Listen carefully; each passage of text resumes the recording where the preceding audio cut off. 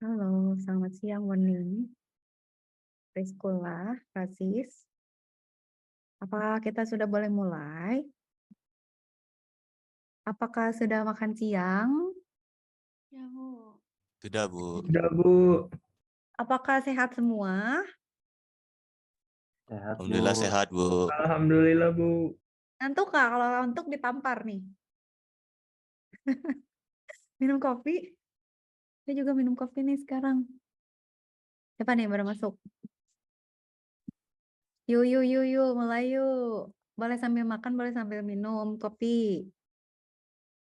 Siapa? Mauricio, kenapa kabur tadi datang duluan terus pergi? Kenapa Mauricio? Apakah takut sama saya? Halo Haikal.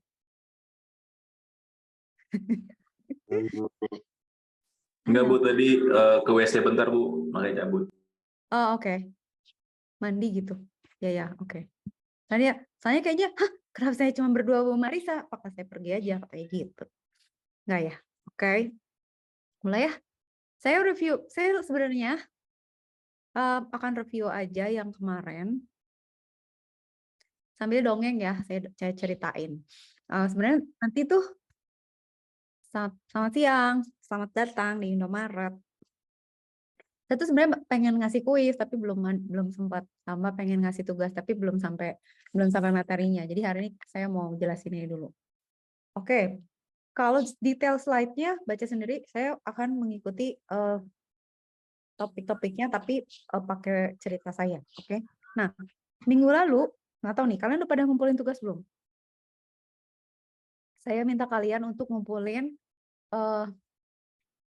tugas tentang gimana perusahaan besar mengelola OS-nya. Karena OS itu bukan cuman sendirian di satu device aja. Kayak komputer, kayak misalnya Amazon, Replit, apalagi Microsoft, Apple, apalah perusahaan besar pokoknya, YouTube gitu. Itu kan pasti dia akan punya computing environments kan. Nggak mungkin semuanya server, nggak mungkin semuanya OS-nya sama. Arsitekturnya pun beda-beda. Ada yang client server, ada peer-to-peer, ada yang cloud computing. Kebayang nggak? Jadi perusahaan yang besar itu pasti akan punya environment yang beda-beda. Cara mereka mengelola juga beda-beda. Makanya saya minta kalian ngumpulin gimana caranya mengorganize OS itu. Karena OS itu bukan sekedar ngomongin, oke, bisa ngejalanin device ini ya. Enggak, tapi cara dia ngomong sama yang lain juga gitu. Kayak misalnya YouTube deh, atau Netflix deh. Netflix gimana tuh? Kayak gimana tuh dia OS-nya? Netflix itu kan dia punya asetnya dia kan sebenarnya nanti ya kalau di kuliah security ada tuh kernelnya dikunci sama dia. Jadi Netflix itu harus tahu penggunanya itu, walaupun banyak yang pakai akun palsu minjem gitu ya, dia harus tahu orang yang bayar segini dapat resolusi segini cuman boleh ngakses sekian device. Itu gimana caranya? Ya kan?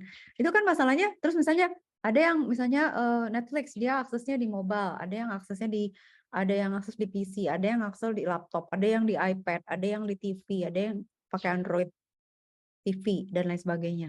Itu kan OS. Gimana coba kalian bayangin, kalian bisa menyediakan layanan streaming video, nggak boleh nge-lag dengan resolusi yang benar, dan ada komputasi AI di mana kita bisa kasih rekomendasi, kita punya data pengguna siapa aja, gimana supaya real time dan nggak nge-lag gitu. Jadi itulah sebabnya kalian harus, oke, berarti kan arsitektur network kayak gini tuh penting gitu ya untuk di dunia sebenarnya itu nggak cuma pakai satu OS gitu. Nah, satu lagi nih yang saya pengen tunjukin ke kalian adalah urusan sekarang tanggal berapa ya? 9. Urusan cloud computing.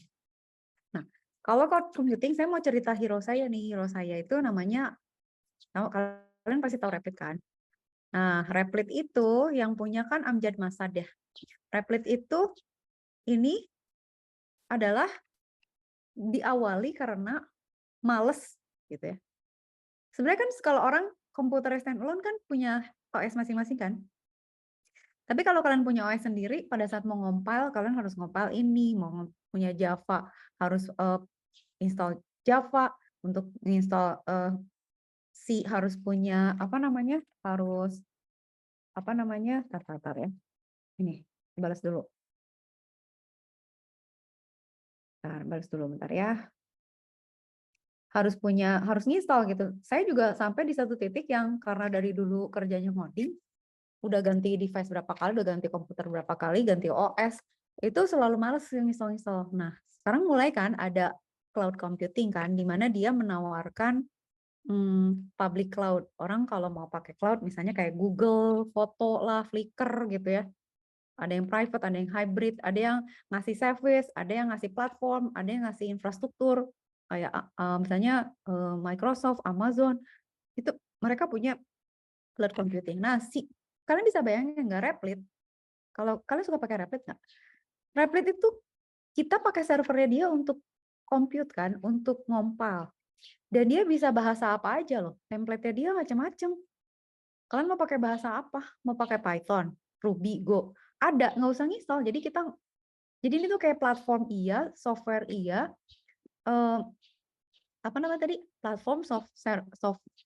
platform software atau infrastructure ya. Itu semuanya ada nih di sini. Bahkan tadi kan saya buka kita bisa running ya. Nih Kak, ini ya, framework Flask aja udah ada. HTML, CSS udah ada. Kita tinggal make gitu. Server udah ada, mau nyoba blockchain di sini bisa. Template TK Inter ada. Jadi udah nggak usah install. Udah pakai. Nah, bayangin seperti apa OS dan arsitektur sistem dari suatu perusahaan yang gede kayak gini, yang ngasih layanan kayak cloud computing gini gitu.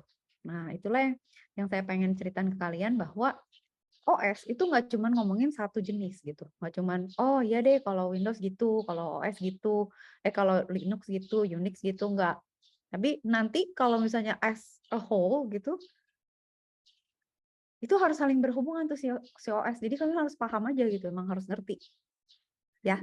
Nah, si Amjad Masan ini pinter, dia emang dari dulu mikir gimana caranya biar nggak ribet ya, bolak-balik install ini itu, bisa nggak ya kita bikin environment yang bisa dipakai dan kita udah nggak usah mikir gitu, dan itu bisa dijual, orang tinggal make. Nah, dia tuh kerjasama sama istrinya tuh desainer, dia ya computer science lah, atau ya pokoknya teknik komputer lah ya, kurang lebih gitu. Begitu ya. Jadi kalau kalian pikirin, misalnya gini, cloud computing nih, itu kan ada OS yang berbeda-beda, ada VMM yang berbeda-beda sama manajemen tools-nya. Belum ngurusin firewall buat security, belum ngomongin load balancer. Kalau misalnya kalian punya layanan, yang kalian pikirin itu bukan cuman gimana caranya ngatur supaya penggunanya nggak rebutan, tapi gimana caranya supaya mereka bisa real time juga, bisa bagi tugas dengan balance. Jadi misalnya jangan ada satu server dipakai banyak kan, yang satu nggak dipakai gitu. Terus gimana caranya supaya secure, dikasih firewall biar nggak di-abuse misalnya gitu. Jadi ini tuh sebenarnya the heart of this itu adalah OS. Jadi OS itu bukan cuman ngurusin, jadi kayak gini deh, kenapa kita punya Menlu? Kenapa ada duta besar? Kenapa ada kedutaan gitu? Karena kita itu kan pasti kan berhubungan dengan negara lain kan. Nah, itu kan nanti ada protokolnya, kayak misalnya gimana caranya kalau misalnya kita mau kerja sama, gimana biar ada kedutaan?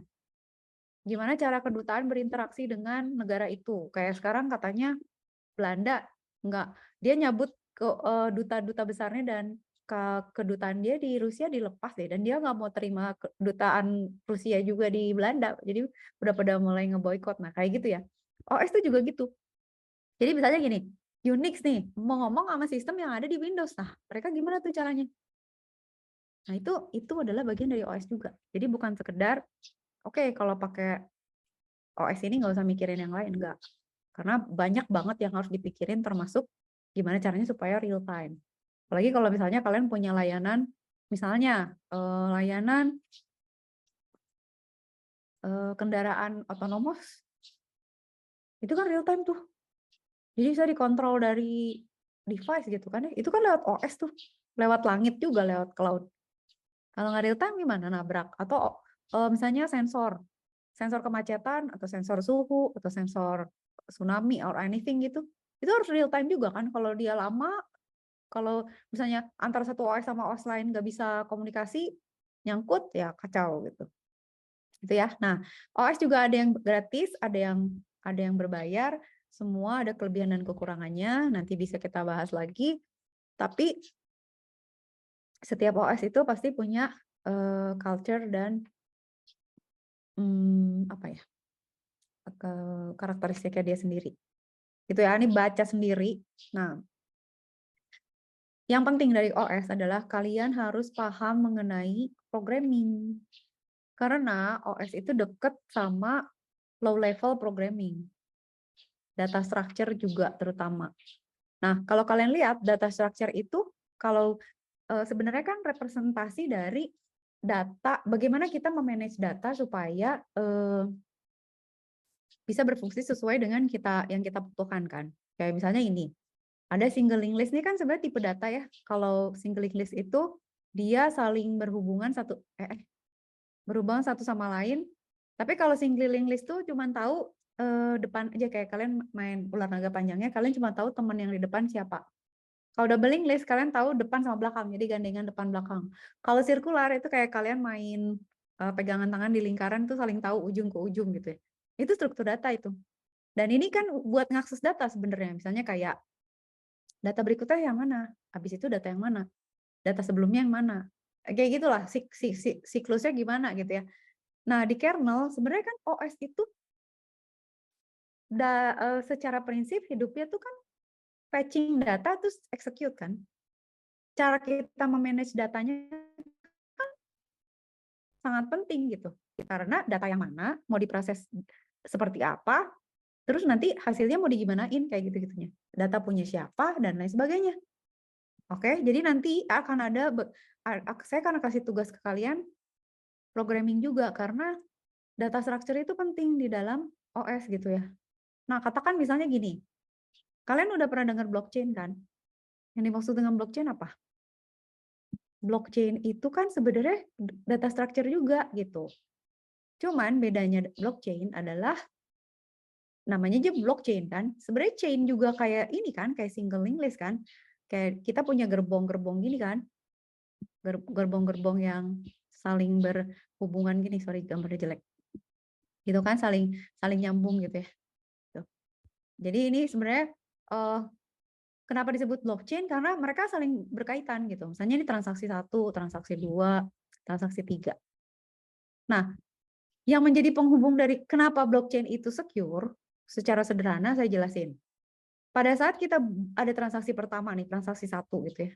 Terus ada transaksi kedua. Sebelum dibuat transaksi kedua, itu dia harus, ini tuh akan dibawa gitu sebagai bagian dari, jadi transaksi sebelumnya itu akan menjadi bagian dari transaksi sesudahnya. Kebayang nggak? Jadi ada data struktur yang kayak gitu.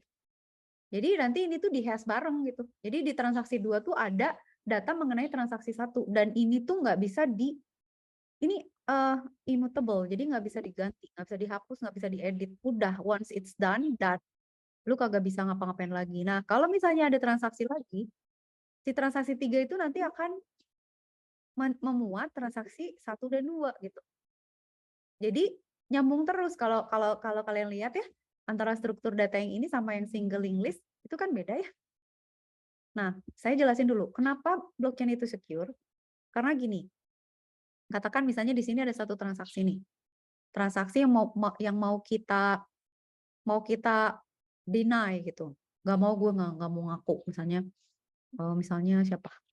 Aduh, biarin lah ya. Misalnya dia ada transaksi dari petugas bea cukai, dia mau pencucian uang, dia transfer sekian ribu dolar gitu ya, nggak tahu lah, 70.000 dolar misalnya gitu. Dia invest di kayak di Breaking Bad misalnya, beli apa? Usaha cuci mobil, atau misalnya beli pabrik, atau beli jualan ayam. Pokoknya dia membeli sesuatu lah gitu. Atau dia malah bayar buat meth ke Walter White, beli meth gitu ya. Ada transaksinya nih di blockchain, bayarnya dia pakai blockchain gitu. Nah, Yang membuat blockchain itu secure adalah di dalam blockchain itu kan ada node ya. Node itu kan device yang dipakai. Mereka saling berhubungan nih. Dan mereka saling mencatat transaksi ini. Jadi transaksi itu mereka simpan gitu. Jadi katakan si petugas pajak ini yang mau mencuci uang atau mentransaksikan, dia bilang, mau gue hapus data ini. Gue nggak mau nanti gue kalau di audit ketahuan duit gue buat beli meth nih gitu misalnya. Gue beli methnya Walter, kalau ketahuan gue ketangkap kalau gitu ya. Ini mau dia hapus, nggak bisa. Gimana caranya mau ngehapus? Karena ini tuh ada di dalam transaksi sesudahnya dan sesudahnya dan sesudahnya. Kalau mau ngeganti yang ini, semua harus diganti. Satu itu, nggak bisa dilepas gitu. Jadi gini kan, kalian bayangin kalian belanja gehu ya, diplastikin. Terus kalian beli aqua, gehunya masukin ke plastik aqua. Terus aqua kalian beli kerupuk, mereka dimasukin lagi ke plastik kerupuk. Apakah kalian bisa ngambil gehu tanpa membuka plastiknya? Aqua dan kerupuk. Nggak mungkin kan? Ini di hash loh, di dalam hash. Jadi kita tuh nggak akan bisa ngeganggu apa yang sudah terjadi di blockchain, itu struktur data gitu. Nah ini tuh nanti erat hubungannya kayak kalian memanage kernel gitu ya, mengatur resource di dalam OS, kayak gitu struktur data tuh erat hubungannya. Nah bedanya blockchain sama single link list. Single link list tuh kalau ini hilang, itu nggak apa-apa, biarin. Pointernya aja dipindahin ke sini gitu. Bahkan kalau si data gerbong ini, misalnya ini kereta api nih, gerbong ini nggak mau dipakai, ya pindahin aja kap ininya misalnya rantainya ke sini gitu. Dia udah bukan bagian gerbong ini lagi. Sama halnya ini juga kalau mau dihilangin bisa gitu. Ya udah ini tinggal ke sini gitu kan. Yang ini tinggal ke sini, ini tinggal ke sini gitu. Jadi ini dilewat aja gitu, dianggap nggak ada. Kalau di blockchain, tidak bisa. Di blockchain tidak bisa menghapus, tidak bisa dihapus, tidak bisa diedit. It's there forever gitu ya.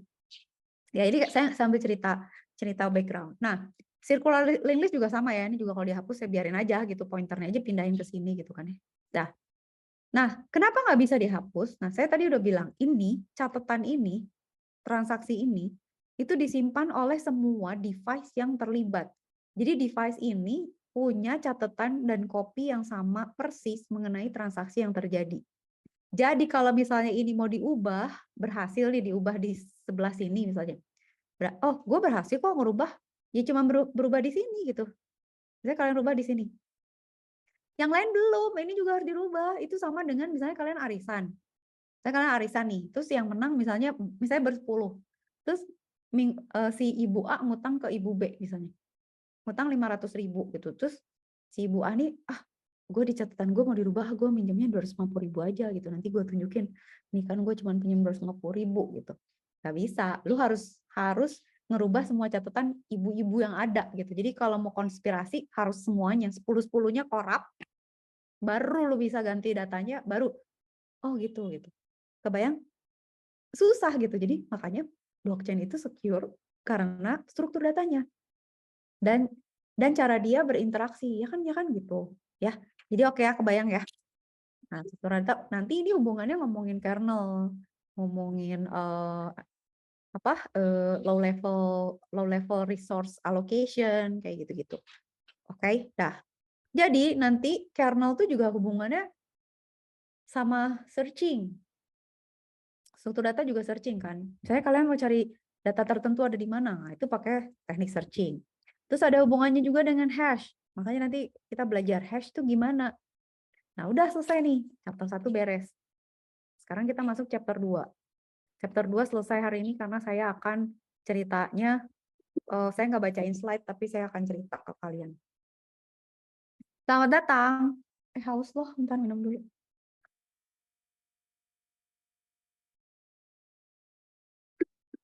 Oke. Baca sendiri ini ya, outline-nya. Objektif. Baca sendiri, saya mau dongeng. Nah, sekarang gini. Operating system itu dibuat tergantung kebutuhan dan resource yang dipunya. Jadi kalau kalian punya operating system untuk embedded device, operating system untuk mobil, operating system untuk handphone, untuk laptop, untuk server, itu tergantung environment sama usernya siapa gitu ya, dan tujuannya apa. Tapi selalu ada user interface.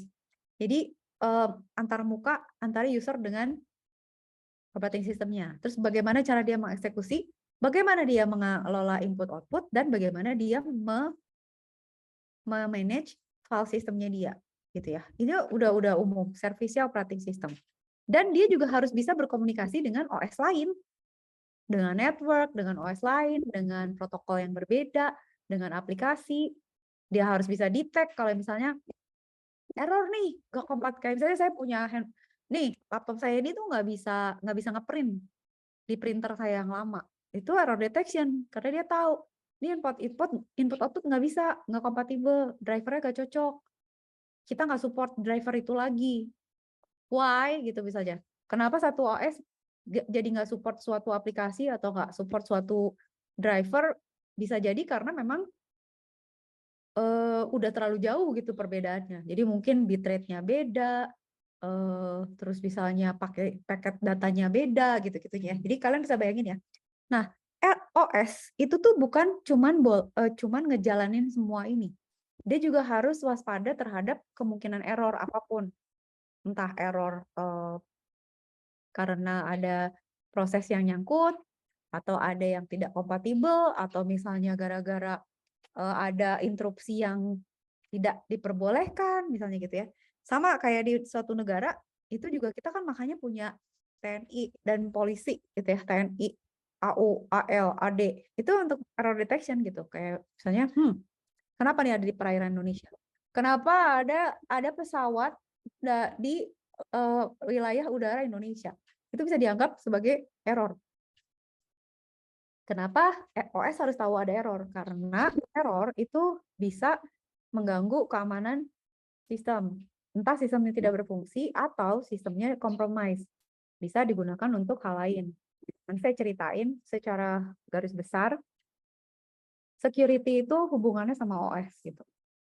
Ya. Dah. Terus OS itu kan mikirin, gimana ya caranya resource allocation? Nah, itu kalian udah tahu lah. Kayak tell you tuh OS-nya tanda kutip ya. Maksudnya manajemennya harus bisa. Kalian udah tahu lah, udah bisa lah Bu, udah bisa.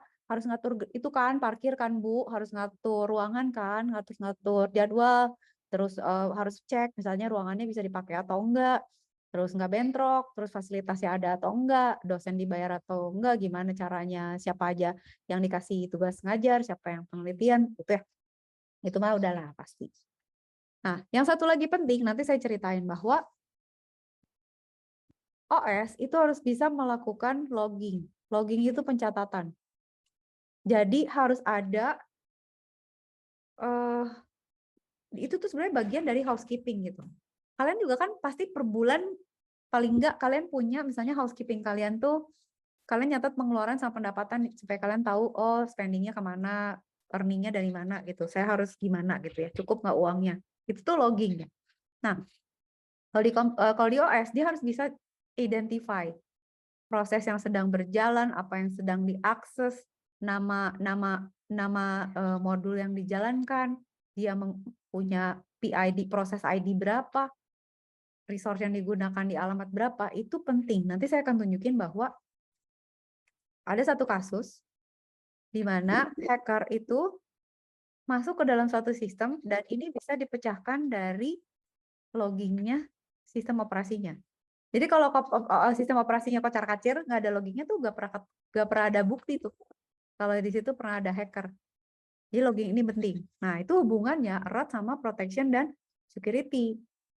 Jadi, OS yang baik itu biasanya akan punya kontrol. Kayak misalnya, user ini nggak boleh akses directory tertentu, resource tertentu, alamat tertentu. Kayak di Unix saja misalnya, atau Linux. Itu kan setiap file itu ada pemiliknya tuh. Kalau pemiliknya boleh read, write, execute. Kalau yang lain cuma bisa boleh read aja, boleh write aja, nggak boleh execute. Nah, itu tuh bagian penting dari suatu operating system. Ya, dah. Nah, jadi gambarannya adalah begini. Ini secara umum lah gitu ya. Kan user ada di sini nih, dia punya aplikasi kan, dan dia berinteraksi dengan OS dengan graphical user interface kayak gini yang sekarang kita pakai, atau pakai CLI, masukin komen, Misalnya dir, make directory, delete, apa itu yang diketik itu command line, atau pakai touchscreen, atau ada interface lain kayak keyboard misalnya, mouse dan lain sebagainya. Nanti dari sini itu ada yang namanya system call. System call itu yang mengirimkan pesan mengenai service apa aja nih yang dimiliki sama operating system. Baru nanti operating system menggerakkan hardware yang berhubungan. Jadi sama tuh kayak misalnya kalian mau jalanin satu aplikasi ya. Nah, aplikasi itu dia butuh service apa? Apakah dia akses ke file? Apakah dia mau melakukan komunikasi? Apakah mau ada input output? Menjalankan program atau apakah ada error? Atau ada hubungannya sama harus kita protect ya. Jadi sambil itu kita lakukan ini ya. Sambil semua proses itu kita lakukan error detection dan protection. Atau terkait accounting. Kebayang? Jadi operating system itu kayak negara, dia punya kementerian-kementerian gitu. Dimana kalau misalnya nanti kalau misalnya kita mau kerjasama nih urusannya sama misalnya kita mau mengadakan latihan militer bersama dengan Korea misalnya gitu. Ya udah berarti sama bagian ini kan.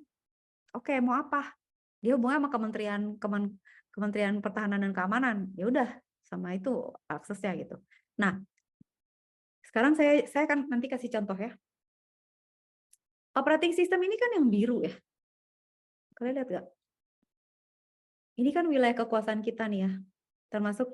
Ini kan termasuk GUI-nya ya. Ini kan user ya.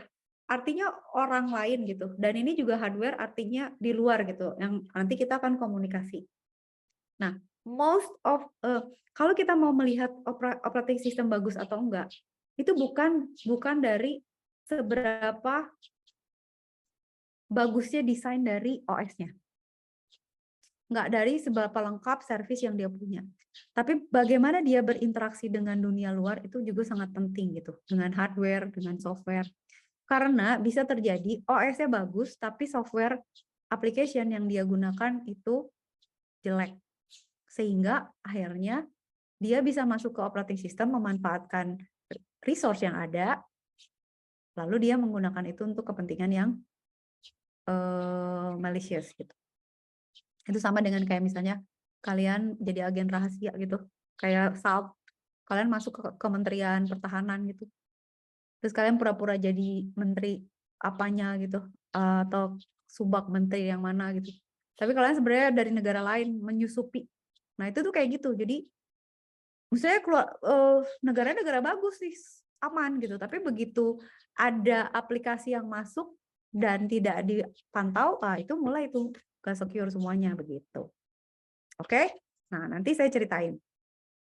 Nah, saya tuh tadi mau ceritain apa ya? Tunggu. Ini sampai sini selalu nge-hang. Oke, ntar escape dulu. Sabar ya, escape ya. Oke, nanti deh saya ceritain ya sistem call tuh kayak gimana.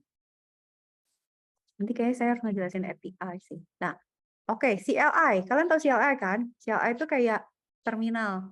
Jadi kalau kalian punya operating system, terus kalian ada terminal, nah itu tuh pakai CLI. Jadi kita ngetik. Jadi perintahnya tuh diketik. Kalau GUI itu kan diklik, misalnya button, terus misalnya menu dan lain sebagainya gitu. Itu aja sih sebenarnya. Nah kayak gini kalau CLI. Nah kalian harus biasa juga dengan mengakses operating system melalui CLI, karena siapa tahu nanti kalian jadi admin jaringan, terus juga harus misalnya, harus melakukan proses gitu ya, tapi UI-nya mati nih, kita lagi dalam safe mode nih, safe mode kan nggak ada UI-nya, harus pakai CLI. Nah kalian harus bisa, gimana caranya misalnya nyari file, mindahin directory, ngopi file, ngeset permission file, ngecek proses yang sedang berjalan, ya kan, kayak PS aux sort NRK 33 headnin 5 itu artinya dia mau lihat proses yang sedang berjalan di sort, terus hanya 5 teratas aja. Jadi kalian dari sini bisa lihat, ini ada apa aja nih, dia ngakses folder apa, dari jam berapa, resource yang dipakai berapa, PID-nya dia berapa, kalau kira-kira mencurigakan bisa di kill gitu ya. Gitu loh. Jadi ini CLI. Ada juga yang pakai GUI, yang kita pakai sekarang GUI. Ada juga yang pakai touchscreen, kayak kayak mobile gitu ya. Sekarang kayak smartphone kayak gini. Terus apalagi? Nah, sekarang nih urusan OS. OS itu kan macam-macam. Kalian pasti punya preference masing-masing gitu ya. Tapi kalau saya emang lama pakai macOS, tapi macOS itu base-nya dari Unix. Jadi enak gitu loh kalau dari UI ke CLI, saya tuh kayak ke Linux ke Unix aja gitu karena sama gitu ya file manajemennya, terus udah gitu komen-komennya tuh sama. Terus kalau saya dulu zaman yang install segala macam, itu kalau di macOS lebih gampang karena dia base-nya Unix. Kalau Windows tuh agak susah karena dia beda gitu ya, nature-nya beda. Nah, setiap OS tuh kan punya kelebihan kekurangan, punya cara dia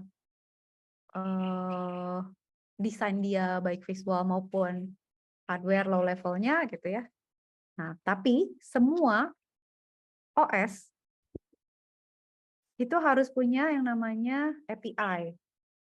Jadi, saya mau nunjukin ke kalian ya. Operating system bisa secure. Kalian bisa punya password yang secure.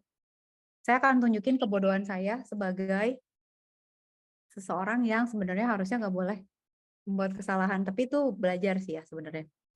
Gini, API itu tahu kan kalian, Application Program Interface. Itu artinya, tadi kalian udah lihat level layer kan dari hardware sampai atas tuh kan ada aplikasi buat user kan. Nah, kalau misalnya kalian mau interaksi sama aplikasi lain dari OS kalian gitu ya, katakan misalnya nih, kalian punya komputer nih, ini OS kalian nih, terus kalian mau ngambil data dari Twitter, atau kalian punya aplikasi Twitter yang mau dijalankan di atas OS kalian gitu. Itu harus ada application programming interface. Artinya, cara kalian berkomunikasi dengan aplikasi itu gitu. Jadi, Windows itu punya aplikasi API semua. Jadi, API itu adalah kayak misalnya gini. Dia interface kayak misalnya apa ya? Peduli Lindungi ya. Misalnya Peduli Lindungi nih. Peduli Lindungi itu perlu ngambil data dari misalnya ya, ngambil data dari rumah sakit misalnya. Kan rumah sakit punya aplikasi kan? Peduli Lindungi juga punya aplikasi. Nah, supaya mereka bisa ngobrol itu harus ada API-nya, yaitu yang menjembatani antara dua aplikasi yang berbeda. Contoh misalnya gini. Saya mau bikin aplikasi. Saya pernah bikin aplikasi dengan Twitter. Saya mau bikin aplikasi untuk sentiment analysis. Ya, saya ini app ya, app mobile app. Saya mau ngambil saya mau ngambil datanya ke Twitter. Di Twitter gitu. Nah, saya harus punya API-nya Twitter gitu. API-nya Twitter karena kalau enggak saya nggak akan bisa narik data dari Twitter. Jadi nanti API ini itu nanti dia akan punya key-nya. Key ini akan saya taruh di dalam aplikasi saya, jadi kayak kunci gitu. Kayak kalian dapat tiket ke Dufan gitu, nanti kalian dilihat tiketnya, kalian boleh akses wahana mana aja gitu.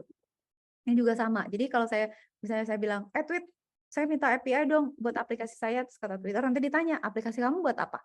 Buat komersial atau enggak? Terus kayak apa gitu. Nanti ditanya-tanya sama dia. Nanti kalau udah ada aplikasi key-nya, aplikasi si Twitter tuh kasih tahu bahwa dengan API itu adalah protokolnya untuk mengakses data Twitter tuh gimana, karena nanti Twitter akan ngebatasin. Oh, ini user ini dia nggak bayar misalnya, berarti dia cuma boleh ngakses sekian data dan boleh crawling sekian menit sekali gitu. Kebayang? Jadi API itu adalah kayak misalnya kalian mau ke bank. Kalian misalnya saya mau reksadana atau misalnya kalian mau punya saham atau apa. Kan kalian pasti dikasih satu customer service yang akan melakukan transaksi untuk kalian kan. Nah, itu API-nya tuh dia gitu. Jadi API itu sebagai jembatan antara dua sistem yang berbeda. Udah sampai sini ngerti, kebayang? Nah, yang mau saya jelasin ke kalian. API ini kayak kita kalau udah punya API kayak gini ya. Ini OS kalian ke Twitter punya API nih, ada API. Pada saat kalian punya API key, itu berarti kalian memberikan akses untuk aplikasi lain itu boleh mengambil certain part of data atau certain akses kepada resource kalian. Paham nggak? Ngerti? Jadi misalnya kalian punya OS, kalian punya API, kalian punya aplikasi. Kalau aplikasi Twitter kalian ada bug-nya, itu karena dia punya API, dia tuh punya akses ke OS kalian. OS kalian bisa jadi ketularan punya vulnerability juga, gitu loh yang maksud saya penting itu. Jadi misalnya gini, kenapa ya Peduli Lindungi datanya bisa bocor? Kenapa ya misalnya ya, data pajak kita bisa bocor gitu. Emang orang bisa masuk itu ke database-nya Direktorat Pajak misalnya gitu. Kata Direktorat Pajak, enggak kok servernya kita kunci, dijaga kok, nggak ada yang tahu. Terus kalau secara teknologi juga nggak mungkin gitu karena kita punya arsitektur yang secure. Ternyata bocornya dari aplikasi. Misalnya, ini saya kasih contoh, saya data pemilu kenapa bocor. Datanya aman, tapi terus kita punya aplikasi buat pemilu, pakai API. Aplikasinya bodoh gitu, aplikasinya nggak secure. Dia punya API, tapi dia bisa nyepuin data-data yang dia ambil dari servernya KPU misalnya gitu. Jadi KPU-nya secure, OS-nya secure, arsitekturnya secure, tapi API-nya yang nggak secure karena aplikasi pemilunya nggak secure. Nah, disitulah terjadinya bocor biasanya. Makanya datanya kayak kalian punya data apa gitu ya, data transaksi dijadiin bungkus gorengan, terus orang yang bungkus gorengan baca, oh, sebenarnya datanya disimpan kan di mana, tapi karena di print terus dipakai yang lain, jadi kebaca sama orang lain. Oke, ngerti ya? Jadi API itu penting. Dan ini hubungannya sama OS. Sekarang saya mau nunjukin ke kalian contoh vulnerability suatu sistem gara-gara API ini. Makanya struktur ini ya, kalian kan lihat ya struktur yang tadi saya tunjukin. Ntar dulu, ini dia. Nah, yang mana? Ini. Struktur ini tuh vulnerable di banyak titik. Saya ngajarin kalian, OS itu pengen dari sudut pandang security karena emang itu yang akan sering terjadi. OS kita harus adaptif terhadap perkembangan zaman. Kita sekarang lebih banyak online. Kita semua koneksi lewat network. Transaksi sekarang pembayaran pun udah mulai network. Udah pakai Bitcoin, udah pakai blockchain, udah mulai mau ada single identity. Semuanya disimpan digital. Kalau OS-nya nggak secure, OS-nya nggak siap, aplikasinya sembarangan, API-nya berantakan, ya data bubar-bubar semua. Mau nunjukin kebodohan saya nggak? Saya mau nunjukin kebodohan saya ke kalian ya. Oke, saya punya Twitter. Saya punya Twitter. Nah, ceritanya Twitter saya tuh berapa bulan yang lalu tuh hilang. Jadi kalau kalian lihat ya, ini kan Twitter saya tuh di take over. Jadi kalau misalnya kalian punya aplikasi Twitter, terus ada yang ngepost, tapi bukan kalian yang dipikirin apa? Kira-kira apa? Ya ini posting saya nih, ini masih posting saya. Tapi kalau postingnya kerjaan atau ngomong nggak jelas, itu saya. Nah lihat, tapi tiba-tiba ada yang kayak gini nih. Dan ada yang posting dengan username saya, dengan Twitter saya, dan dia lihat kayak gini postingnya. Increase Thailand traffic, genuine and real human traffic. Kesel nggak loh gitu. Nah jadi saya waktu itu gini, gila Twitter gue di take over orang gitu ya. Apa kata mahasiswa gue nih kan, saya ngajar security kan, terus orang IT juga, saya ngoding juga gitu. Kalau bodoh banget sih sampai akun lo bisa di take over orang gitu, emang lo segoblok apa gitu. Terus tapi aneh gitu, saya pikir gini, saya kan begitu ada yang posting ini, kalian ngapain? Kalau saya kalian lihat ada yang posting misalnya di Instagram kalian tapi bukan kalian ngapain pertama kali? Ini belum langsung ke OS ya. Kalian ngapain? Ganti password kan?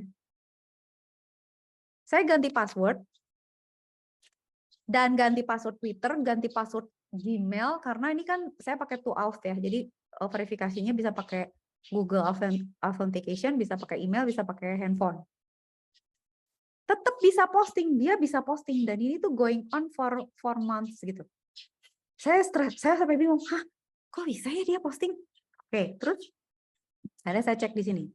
Nah, di sini adalah gara-garanya nih. Di setting and support, kalau kalian cek, itu ada yang namanya security and account access.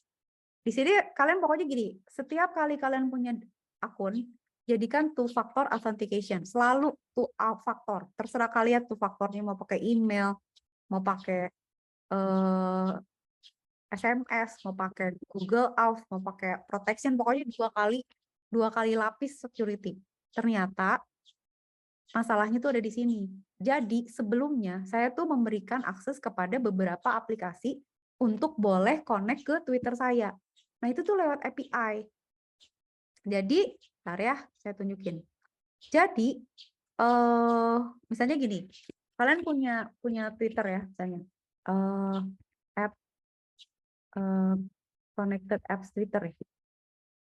Bukan gini sih. Bentar.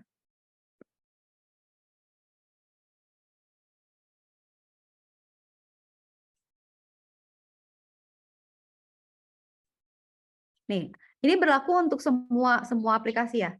Nah, apapun itu, kalau kalian misalnya punya aplikasi, kalian tuh kadang-kadang suka memberikan third party permission. Jadi kayak misalnya kalian punya Twitter, TweetDeck gitu, atau apa yang boleh akses ke Twitter kalian. Nah, itu berarti kita ngasih API ke aplikasi ketiga itu untuk bisa masuk ke akun Twitter kita. Bayang nggak? Jadi kayak, boleh ya gue masuk dapur loh? Iya nih kuncinya gitu. Nih, saya tunjukin kayak gini. Ini saya cerita ya, biar kalian bisa bayangin betapa nggak cuman OS, tapi aplikasi pun kalian harus pahami. Hati.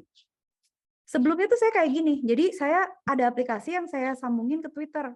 Nih kita kan bisa nyambungin Twitter sama Facebook. Jadi saya kita posting di Twitter, muncul di Facebook. Atau mau dimasukin Twitter feed. Atau masuk Bike Radar, atau anything application. Ya.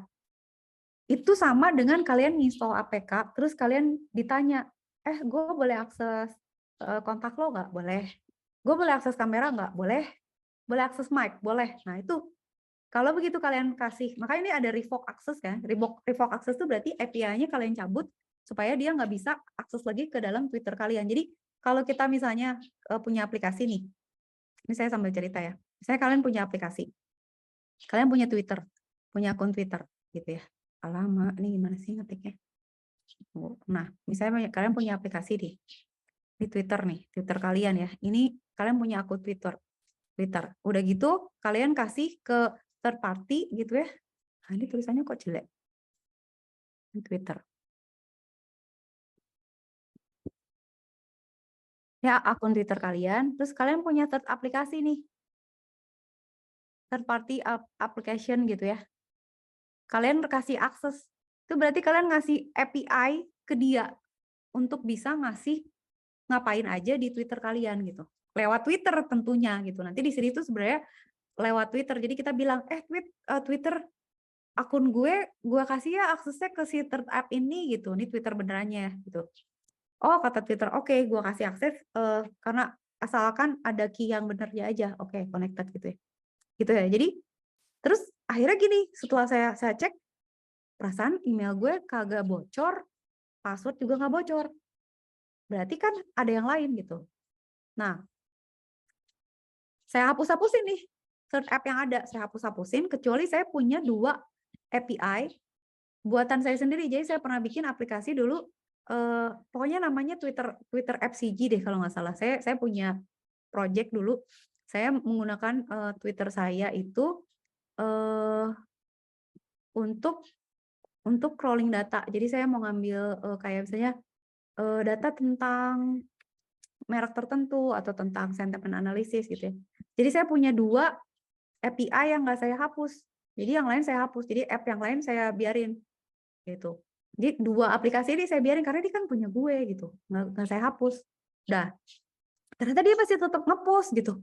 Terus kan saya bingung, kenapa ya? Ini dia akses lewat mana kok bisa pakai Twitter gue? Berarti ada API yang bocor gitu kan ya. Akhirnya saya log out dari Twitter. Kalau kalian ingat, Twitter waktu baru dibeli sama Elon Musk kan ribet kan ya. Yang dia nge-layoff banyak pegawai segala macam. Dia pernah matiin server juga katanya. Server yang dia matiin tuh server authentication lah. Pokoknya ribut lah. Pokoknya waktu itu orang yang logout Twitter tuh nggak bisa login lagi. Saya sampai lapor ke Twitter berapa kali. Saya bilang, kayaknya akun saya compromise. Tapi email saya nggak bocor. Tapi saya nggak bisa login gitu loh. Karena saya login pakai two authentication lewat SMS. SMS-nya tidak pernah nyampe. Jadi gimana? Jadi saya kekunci di luar tuh. Jadi aplikasi saya dipakai tuh sama orang-orang, sama si aplikasi ini, sama aplikasi ini dia pakai posting macam-macam gitu. Nah, di satu titik dia tuh ngeganti picture profile sama nama description dari akun saya. Jadi dia ganti nih background-nya sama ini. Saya langsung pucat, "Hah? Kok dia bisa ganti picture profile? Kok dia bisa ganti profilnya? Kok bisa ganti? Kenapa bisa gitu?" Nah, itu yang saya bilang. Kalau kalian punya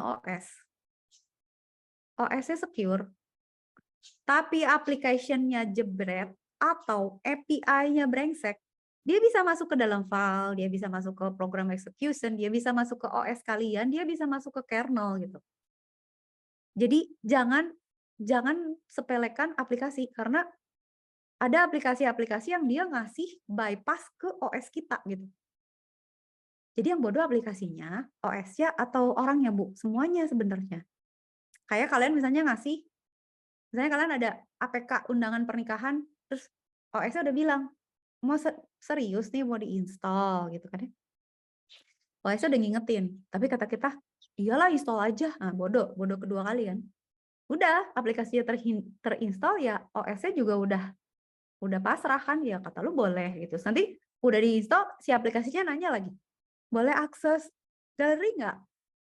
Boleh akses address book nggak? Sama kalian dengan baiknya dijawab boleh. Ya aplikasinya udah masuklah ke sini, ke dalam kamarnya OS kita.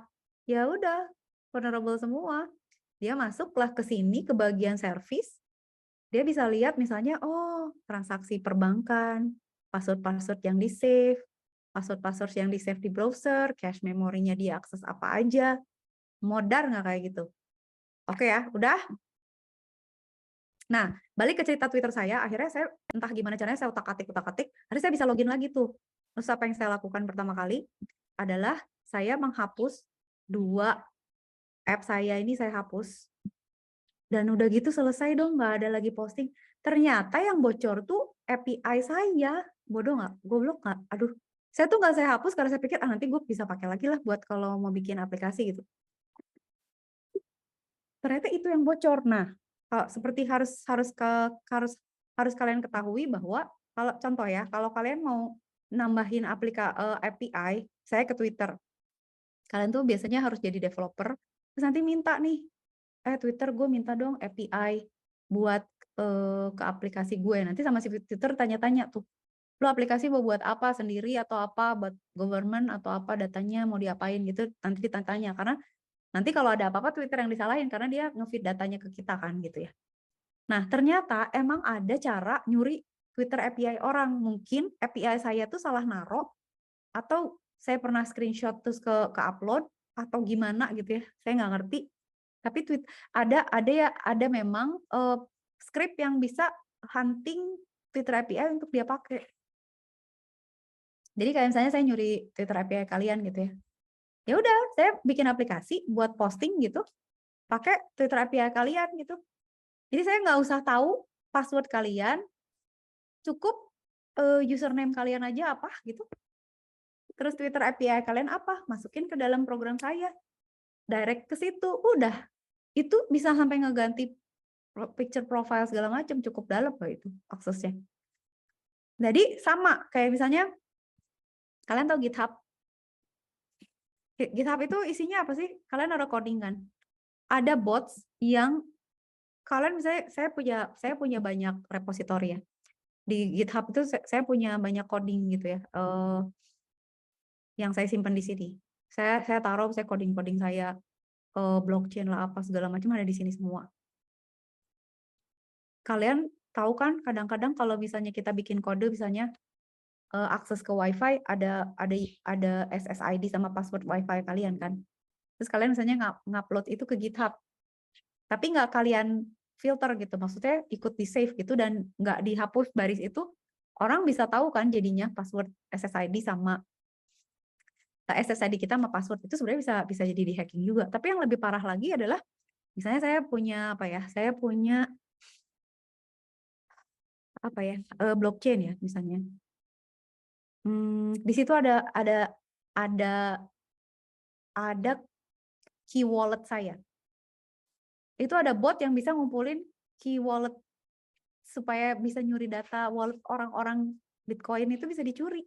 Jadi teman saya pernah ngajar di kelas, saya record pakai Zoom. Terus dia ngajarin kan transaksi, oh iya pakai blockchain kayak gini, kayak gitu gitu ya. Terus dia karena dia mau ngetes payment, key walletnya dia kan dimasukin ke dalam codingnya mah dia di backup ke GitHub. Kebayang? Nah, lupa sama dia. Sebenarnya di Git itu ada yang namanya Git ignore gitu. Jadi pada saat kalian Git ignore, kalian bisa bilang yang mau di ignore yang mana aja gitu. Jadi misalnya kalian mau ignore password tuh jangan di upload gitu karena masalah nih gitu. Ya. Dia nggak di Git ignore. Dah. Terus besoknya pas dia cek, hah, wallet gue kok hilang berapa puluh dolar nih, kenapa, kata dia. Terus kata saya, kenapa emang? Lu upload nggak videonya? Orang belum diedit, lu upload screenshot gak? Ada key wallet gue nggak di screenshot lo? Kagak, belum diupload, kata saya gitu. Ternyata dia lupa, dia ngupload di GitHub. Dicarilah orang dapat key walletnya dia, ya diambil duitnya. Begitu, jadi saya mau ngajarin ke kalian, OS itu termasuk yang kayak gini-gini. Bukan cuma ngurusin, oh OS tuh baca instruksi terus dia execute ya. Oh enggak, gitu. Bahkan sebelum execute, OS itu harus tahu siapa yang nyuruh, datanya ngapain. Kayak misalnya tadi ya, install yang kata saya APK. Itu kalau di OS, kalau di macOS sama di iOS, mungkin orang nggak gitu suka ya environment-nya Apple. Karena dia sangat tertutup gitu ya. Susah banget gak bisa di otak-atik gitu. Tapi itu cara defense-nya dia gitu. Jadi kayak saya misalnya, saya banyak banget aplikasi yang udah nggak bisa dipakai nih. Nanti si OS-nya pasti ngamuk gitu. Misalnya, kamu download di mana nih, kok bukan di website Apple, dia tahu. Terus, oh nggak mau, ini aplikasi udah lama, kita udah nggak mau install. Nah, jadi ada OS yang emang picky gitu. Jadi dia bilang, gue nggak mau pakai aplikasi lama, karena aplikasi lama itu vulnerable biasanya. Dua, nggak mau ya yang nggak jelas gitu ya, karena ngapain gue nambah-nambahin sesuatu ke dalam sistem yang nggak pasti secure gitu. Nah itu ya, jadi urusan sistem call itu penting. Seperti saya bilang tadi, Twitter saya itu nggak diambil passwordnya loh, tapi dia pakai API. Itu sudah cukup, karena API-nya itu bisa ke sistem call. Itu kayak kalian masuk ke suatu sistem, tapi kalian bisa nyuruh-nyuruh gitu. Jadi kalian masuk ke perusahaan, kalian bisa nyuruh transfer rekening, kalian bisa mecat pegawai, kalian bisa pinjam mobilnya. Nah itu adalah cara kita meng-take over sistem call. Lihat aja di sini, ada nulis ke screen, baca file, nulis ke file dan lain sebagainya gitu. Jadi itu bahaya. Jadi OS itu urusannya panjang. Nah, biasanya makanya di OS itu ada standar API, di mana dia akan membatasi resource yang digunakan dan akan meriksa gitu ya format API-nya kayak gimana. Jadi paling nggak dia tahu, oh kayak kita mau minta izin ke imigrasi atau misalnya mau bikin visa, itu kan ada form standarnya kan. Terus akan ada wawancaranya kan, itu API itu. Jadi ngecek, ini orang mau ngapain ke Amerika, lu mau sekolah, mau jualan, lu mau nikah, kerjaan lu apa, gajinya kayak apa, teroris apa bukan gitu. Ya, jadi kayak gitu. Ini tuh ada standar yang untuk mencegah supaya sistem call tidak dipanggil oleh yang tidak berhak gitu. Jadi kayak misalnya gini, kalian lagi pramuka nih, baris berbaris. Kalian akan dengerin peluit sama perintah dari siapa? Pasti kan ada protokolnya, misalnya kalau komandan ngomongnya gini gitu ya. Nanti kalau ada suara lain yang perintahnya nggak sama, kita nggak mau nurut. Misalnya, maju, jalan, gerak gitu, tapi beda gitu. Intonasinya beda, formatnya beda, kita pasti nggak mau nurut gitu kan. Nah, sistem call implementation itu juga penting di dalam OS untuk bisa membedakan perintah mana yang harus dieksekusi atau enggak. Yang bahaya itu adalah kalau sistem call ini di take over sama sistem lain. Jadi dia pura-pura jadi service atau apa, padahal sebenarnya dia nge-take over fungsi-fungsi kita gitu. Makanya di OS itu kalian tahu kan parameter passing gitu ya, ngelewatin variabel gitu kayak gini. Nih ya, yang saya kasih gambaran ya. Saya kasih gambarannya berapa sekarang. Oke. Ini ada user program nih. Ini ada operating system. Ini ada register. untuk nyimpen data. Dia bilang, gue mau minta alamat X di sistem call 13 gitu. OS itu harus tahu. Ini kan kayak API kan sebenarnya. Siapa yang nyuruh? Ini kalian bisa lihat ya, dia kan mau mengakses ke satu tabel kan. Ini tuh sama berbahaya. Jadi kayak misalnya gini, kita memanggil sistem call, manggil file tertentu, akses tabel tertentu, akses memori address tertentu, akses register tertentu. OS tuh harus tahu bahwa si user program ini tuh emang boleh mengakses, emang diberi akses. Karena bisa jadi parameter yang dilewatkan itu bisa, siapa tahu itu passwordnya admin, siapa tahu itu isinya adalah bagian dari kernel, siapa tahu itu bagian yang diambil ke register itu adalah password, file password, atau file user, atau nama user, dan lain sebagainya gitu. Jadi nanti itu operating system tuh emang di low level pun harus selalu ngecek. Ini perintah datang dari siapa, mau ngakses apa, mau buat apa, kayak gimana. Makanya nanti kalian kalau punya operating system kan ada logging ya, log yang tadi saya lihat ya. Kalau saya kalian pakai misalnya PS aux gitu ya. Itu kan mau lihat service yang sedang jalan tuh siapa aja nih. Contoh kayak gini misalnya. Ya kalau kalian punya terminal gitu ya, PS aux gitu. PS aux. Nah kayak gini. Ini kan kalian bisa lihat nih. Proses yang lagi jalan tuh sekarang running apa aja. Nah, sebenarnya ini bisa kita lihat. Misalnya kita cek, oh ada sistem library, ada application. Apa nih application ini? Gitu. Kita bisa cek, kan ini dari atas nih. Kalian bisa tahu, oke, ini ada PID. PID itu proses ID. Dia memakai CPU sekian besar, memori sekian, visualization, dan sebagainya gitu ya. Tanggal mulainya kapan? Tanggal berapa, komen yang dipakai apa? Nah, ini kalau kalian lihat ini apa kira-kira? CPU-nya 57,2%. Application. Ini Zoom nih. Gede nih. Kita lagi pakai Zoom kan. Nah, ini itu penting nih. List kayak gini tuh kalau di operating system kita harus selalu tahu siapa yang make, ngakses folder mana, mulai jam berapa, resource yang dia pakai berapa, ada yang root nih.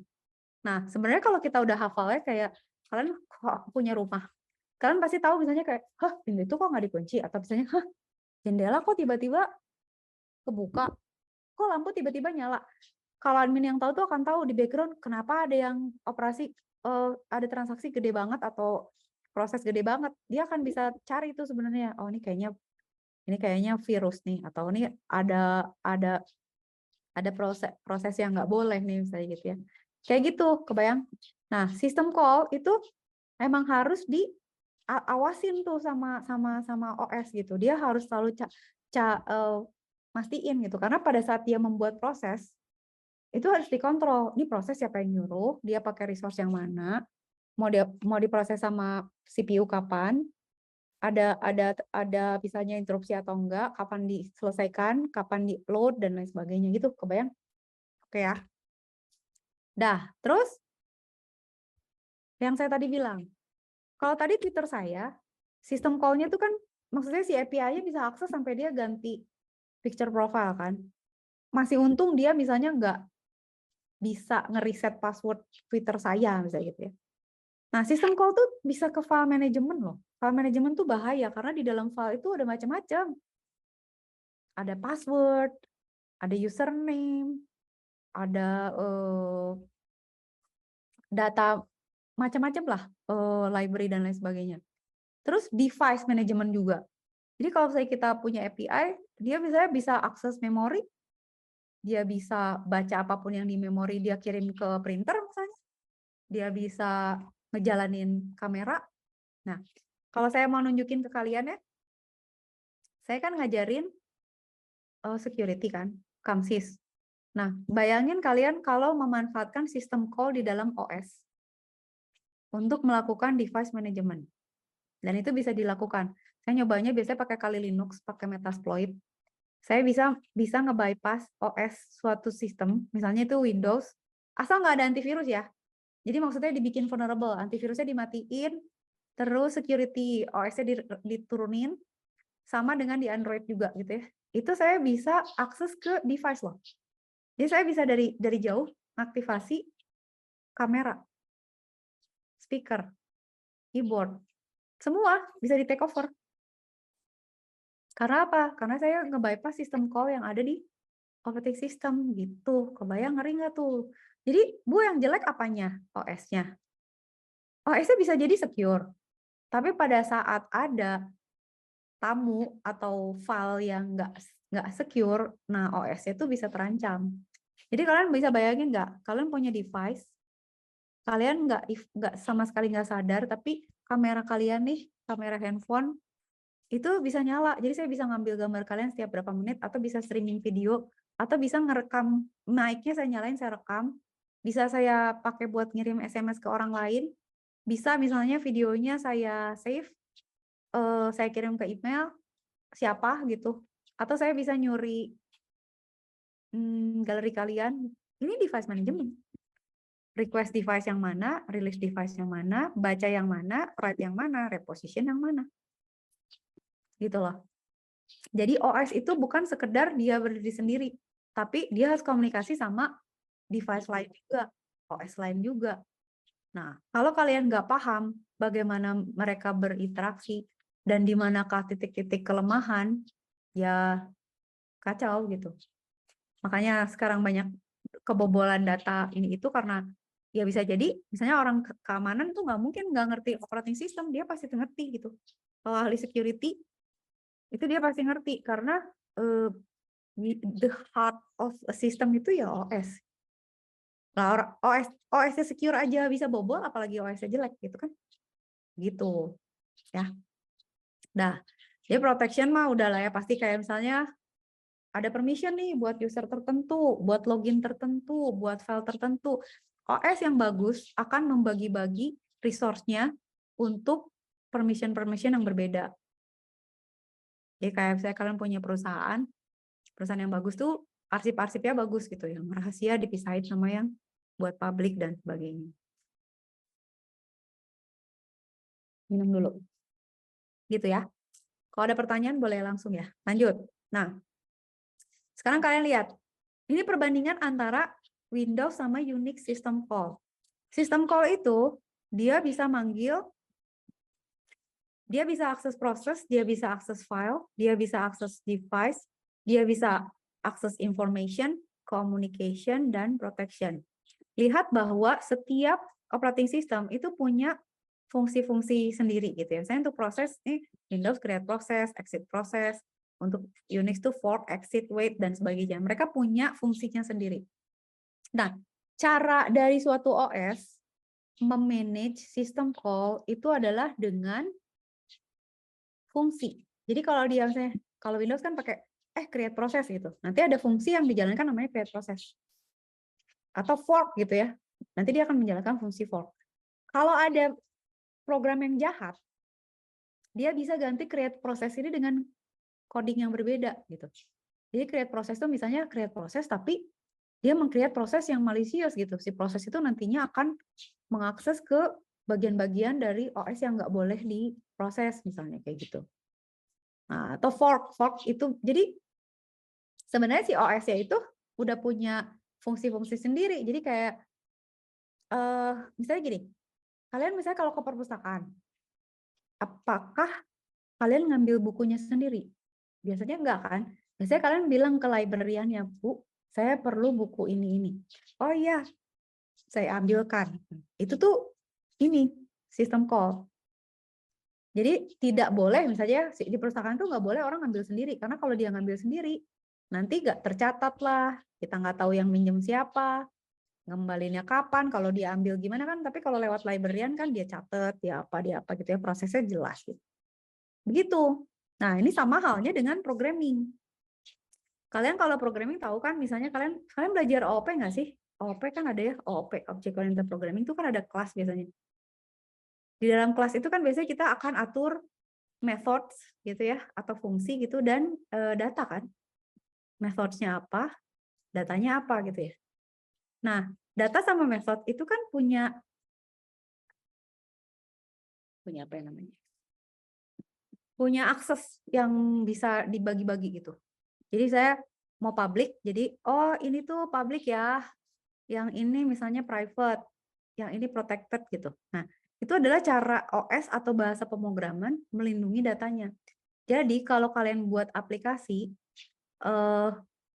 both gitu ya, kalian yang bikin aplikasinya harus tahu bagaimana cara mengakses memori, bagaimana mengakses resource, bagaimana mengakses variabel atau fungsi, sehingga dia nggak merugikan operating sistemnya. Bagaimana cara secara optimal membuat aplikasi ini secure.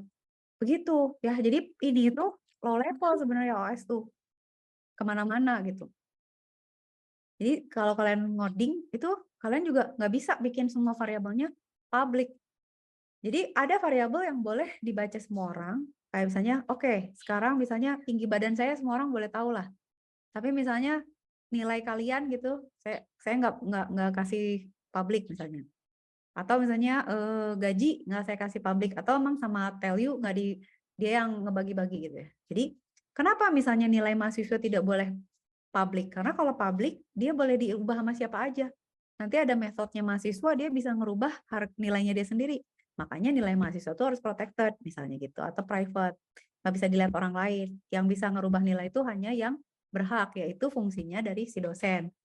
Kalau si dosen pakai library-nya dia bisa ngeganti nilai mahasiswa, tapi mahasiswa nggak bisa. Sama dengan gaji misalnya gitu. Nah itu tuh harus di-manage begitu. Ya, makanya ada standar library lah dan sebagainya gitu. Nah, nanti saya habis ini saya dongengin sedikit cerita. Udah ya. Nah, sekarang saya udah bilang OS itu kan beda-beda ya untuk setiap device. Nah, kalau Arduino kenapa nggak punya OS? Arduino itu apa sih sebenarnya kategorinya? Kalian pernah pakai Arduino kan? Arduino itu apa sih kategorinya? Dia microcontroller kan? Microcontroller. Jadi dia sebenarnya cuma controller aja, karena yang dia jalanin itu sebenarnya yang dia punya itu cuma free memory sama bootloader aja gitu. Dan dia udah hardwire misalnya ngatur arusnya, ngatur tegangannya, segala macamnya. Dia cuma ada free memory sama bootloader, sama nanti kita jalanin kayak saya baca dari sensor, tampilin ke layar, terus nyalain lampu, nyalain buzzer gitu. Dia tidak punya operating system karena hanya single tasking. Jadi nggak semua sistem itu perlu OS. Biasanya yang single tasking itu nggak perlu pakai OS karena nggak ada yang direbutin. Jadi tinggal pakai aja, kayak kalian misalnya punya kolam renang nih di rumah, dipakai sendiri. Nggak usah pakai OS kan? Maksudnya nggak usah ada bayar, ada tiket, ada booking gitu, nggak usah. Nggak usah misalnya dibagi, oh ada 2 orang dibagi 2 ininya kolam renangnya. Tadi bagi jamnya gitu kan nggak ada. Kayak gitu aja sih sebenarnya. Nah, setiap operating system itu akan punya organisasinya sendiri, sistem servisnya sendiri, manajemen filenya, status information-nya, dan lain sebagainya gitu. Jadi ini tuh tergantung sama operating systemnya. Kayak misalnya kita punya di operating system tuh ada linker sama loaders. Jadi dia kayak kalian tahu kan kadang-kadang ada masalah sama DLL-nya Windows gitu ya. Atau kadang-kadang ada malware pura-pura jadi DLL. Nah, DLL itu adalah cara Windows memanage suatu aplikasi dengan library yang dia butuhkan dan resource apa yang dia butuhkan dari OS komputer itu gitu. Jadi kalau misalnya ada satu aplikasi DLL-nya rusak, biasanya kan aplikasi nggak bisa dibuka gitu karena dia jadi nggak bisa sistem call ke resource yang harus dia pakai. Ya, jadi jangan sembarangan ngapus file DLL. Nah, kayak gini ya. Contoh, misalnya kalian punya coding nih. Coding kalian pakai bahasa C. Itu kalau dikompil, dia akan jadi file object. Kenapa? Karena dia nanti siapa tahu ada bagian dari program lain yang mau digabungin. Nanti sama dia di link tuh, sama compilernya di link dulu. Baru dia nanti akan jadi executable file. Nah, nanti pada saat dia dijalankan, si loader ini akan menggunakan dynamically link libraries. Jadi pada saat si programnya dijalankan, nanti baru ngelink ke library. Kayak misalnya, oh saya pakai modul matematik, saya pakai modul struktur data apa, dan sebagainya gitu ya. Nah, ini ngerjain siapa? OS gitu. Dan proses ini rumit gitu, kayak pas ngompal dia ngecek, pas jadi objek dia ngecek, dan compiling itu banyak urusannya. Dia harus ngecek isinya, ngakses kemana, dia harus cek ukurannya, optimasinya, bagus atau enggak gitu ya, dan lain sebagainya gitu ya. Oke ya, nah nanti juga ada yang namanya ABI. ABI itu arsitekturnya sama API, cuman dia binary code. Gitu. Jadi interface dari operating system ke CPU, jadi di low level. Gitu. Nah, ada bahasa-bahasa yang bisa jalan di beberapa operating system. Biasanya yang di interpreter kayak Python, Ruby gitu ya. Tapi kalau atau dia punya VM sendiri kayak JVM. Java tuh bisa dijalan di mana-mana aja kan, karena ada Java virtual machine-nya. Gitu. Jadi biasanya aplikasi untuk satu sistem itu beda sama aplikasi di sistem yang lain. Kayak misalnya aplikasi Android nggak bisa jalan di iOS gitu-gitu. Udah, gitu ya. Jadi implementasi OS itu tergantung dari kebutuhan. Ini kalian baca aja pendekatannya, ada yang pakai microkernel, ada yang pakai layer, dan seterusnya, dan ada modul dan lain, ada yang hybrid. Kalian baca aja kira-kira kayak gitu ya. Prinsipnya selalu kayak gini, tapi pembagiannya itu akan beda-beda tergantung sistemnya. Gitu ya. Nanti kita detail lagi nih, tinggal baca aja gitu ya. Detail-detailnya. Udah, bab 2 itu cuman itu. Nanti bab 3 kita akan belajar tentang proses. Udah ya, sampai situ. Nah, saya mau cerita dulu sedikit supaya kalian kebayang. Ini kenapa EOS nggak boleh lihat ya? Oke. Ini kalian lihat aja ya, kira-kira kayak gini. Semua OS itu beda tergantung prioritasnya dia apa. Nah, saya mau nunjukin satu cerita. Oke. Saya cerita satu OS lah ya. Saya merekomendasikan kalian membaca buku ini.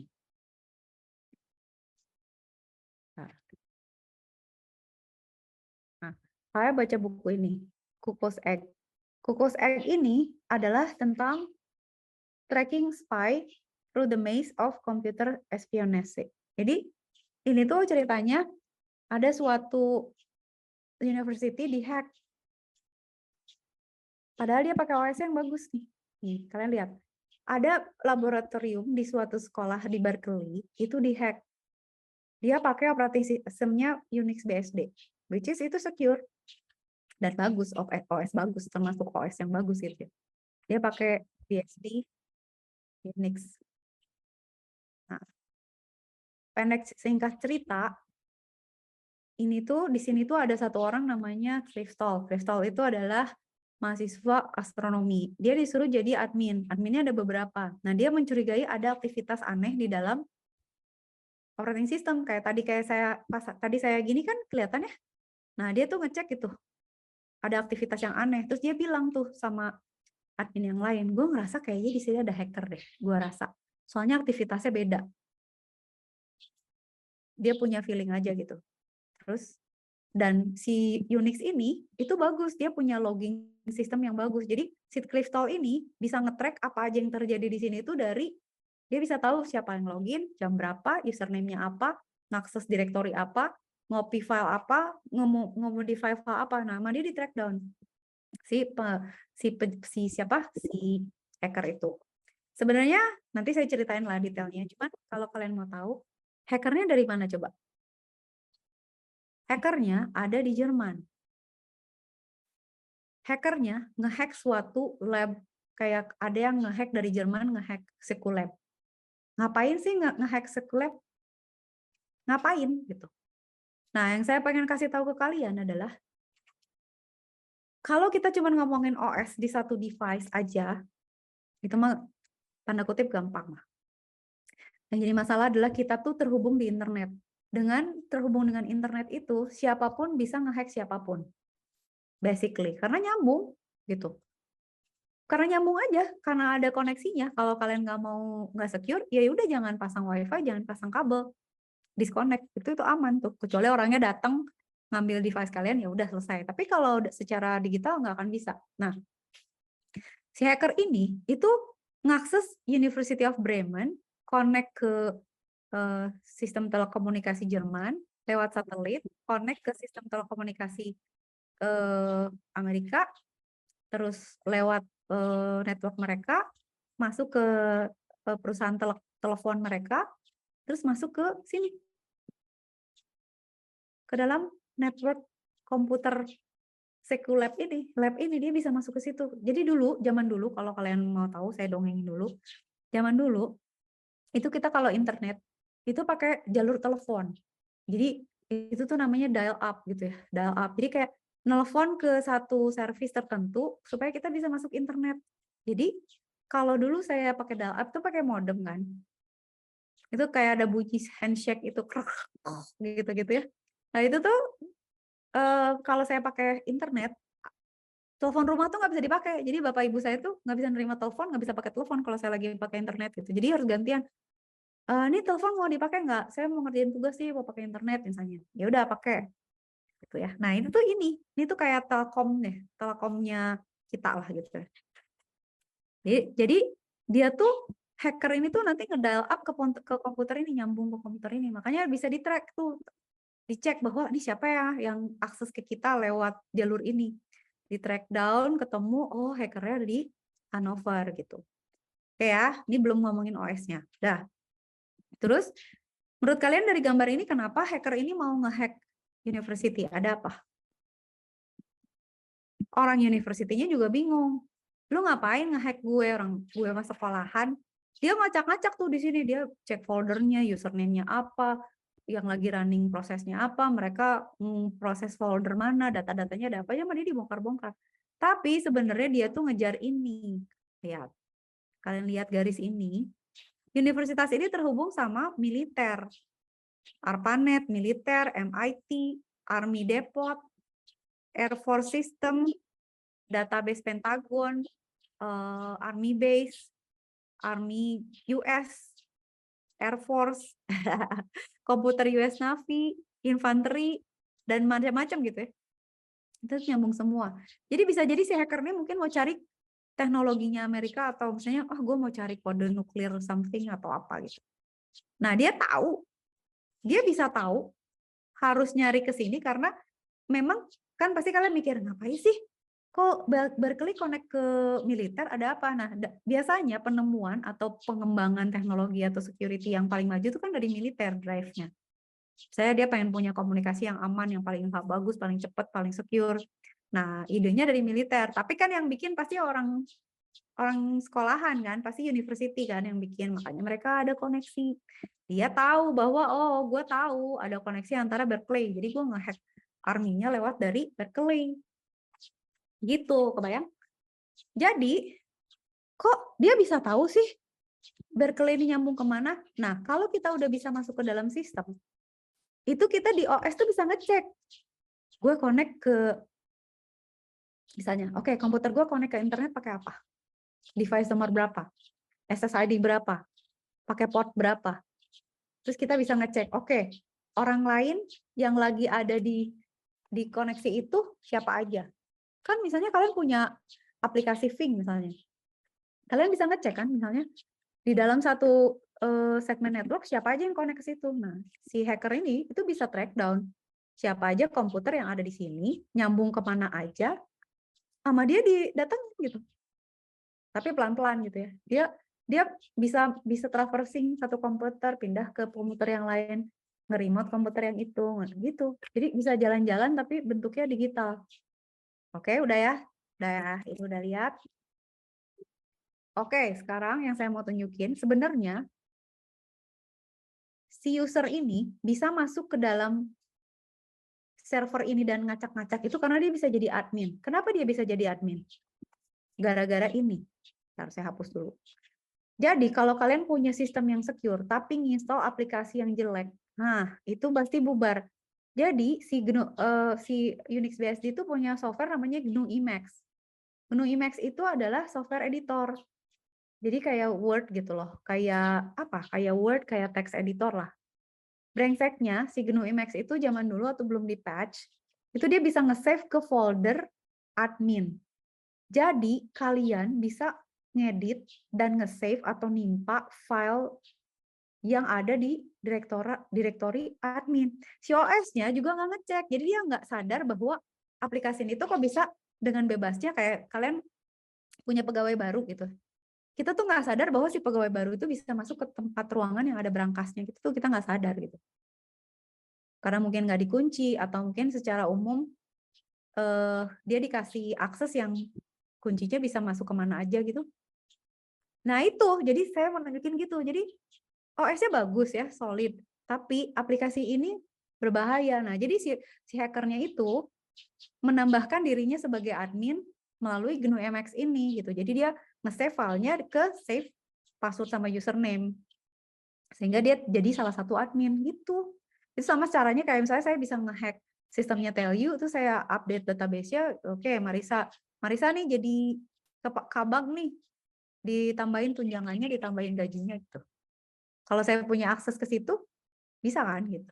Nah, kalau saya punya kayak GNU Emacs ini, artinya saya punya software yang bisa ngakses ke server mana aja, atau saya punya misalnya kartu pengenal yang bisa saya datengin masuk ke ruangan siapa aja.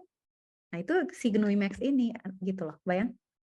Gitu ya. Jadi saya dongengin, nanti saya akan detailin ke kalian gimana caranya masuk ke dalam file system, gimana caranya baca aktivitas yang ada di suatu OS gitu ya.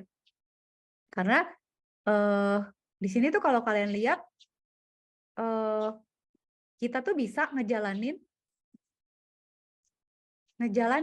atau naruh file yang malicious lewat GNU Emacs. Jadi nanti kalau kita misalnya jadi udah gue taruh aja di areanya kernel biar di-run sama kernel. Terus nanti jadi rusak OS-nya. Begitu. Oke. Nanti kita cerita lagi ya. Sekarang kita absen dulu. Minggu depan kita belajar. Oh ya, jangan lupa minggu depan nanti saya akan kasih tugas buat hari ini. Saya hari ini tuh mau ngasih tugas apa jadi lupa ya. Oke, minggu depan tuh ini yang mana? Oh ini ya, sorry. Ini yang tadi pagi. Ya ini berarti ya sekarang. Kita pilih minggu ketiga ya. Oke. Kita masuk ke situ udah. Nggak ada materi tambahan, kuliah. Baik. Oke. Kalau ada pertanyaan boleh. Tapi saya mau absen dulu. Razis ada ya tadi Razis ya?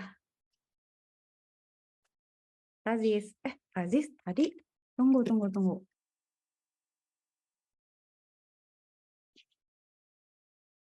Rafli. Razis emang nggak ada ya? Oke. Davin mana Davin? Hadir, Bu. Davin hadir. Bu, ini saya cek ya. Haikal ada tadi kayaknya. Kal? Ibu. Oke, Muhammad Haikal ada. Hafiz? Hadir, Bu. Hafiz hadir. Maliki Moki? Hadir, Bu. Hadir. Rifki Fadila? Hadir, Bu. Oke. Wening ada ya Wening? Tadi saya lihat Wening. Ya. Hadir, Bu. Ada. Sip. Dinda? Hadir, Bu. Oke, Dinda ada. Mauricio? Ada dong. Hadir, Bu. Oke. Alif mana Alif? Hadir, Bu. Oke. Rizkullah mana? Rizkullah. Hadir, Bu. Hadir, Bu. Oke. Imade Bayu Satrio Wardana. Hadir, Bu. Oke. Sultan Hansa. Sultan. Oke, nggak ada Sultan. Michael. Michael ada deh kayaknya tadi. Hadir, Bu. Oke, Michael ada. Rahadian tadi izin ya, Rahadian. Tunggu. Oke, Rahadian. Baik, Bu, terima kasih. Pengabdian Masyarakat Connection. Oke. Enrico? Hadir, Bu. Oke, Enrico ada. Zaki mana Zaki? Zaki? Hadir, Bu. Hadir. Siap. Udah deh, cuma segini. Bu, permisi Bu. Razis hadir. Dari mana, Razif? Dari WC tadi saya teriak ternyata di mute ininya. Kenapa semua orang pada ke WC ya? Ya oke. Ya Razi siap. Maaf ya Bu. Ampun lah udah. Ya udah, mana? Tadi coba kelas yang pagi ada satu anak, device-nya 2. Saya bilang nih orangnya 2 atau gimana? Dia bilang, iya Bu, yang ini di handphone, soalnya saya lagi BAB. Katanya gitu. Jadi dia login di Zoom, dia login di handphone. Dan dia bawa BAB. Untung di mute. Hebat lah pokoknya. Bagus juga ya. Jadi saya tuh nggak tahu kalian ada di mana ya. Lagi di kamar mandi. Alright, kalau udah nggak ada pertanyaan, jangan lupa kerjain tugas. Minggu depan kita lanjut ke proses ya. Kalau ada apa-apa kabarin di grup. Kalau nggak ada, pokoknya tugas harus kumpul. Sehat-sehat semua ya. Selamat makan siang kalau belum makan siang ya. Jangan bosan ya kuliahnya. Masih banyak materinya. Oke. Dadah. Selamat siang. Bu. Makasih Bu. Makasih, Bu. Siang, Makasih, Bu. Sampai minggu depan. Dadah semuanya.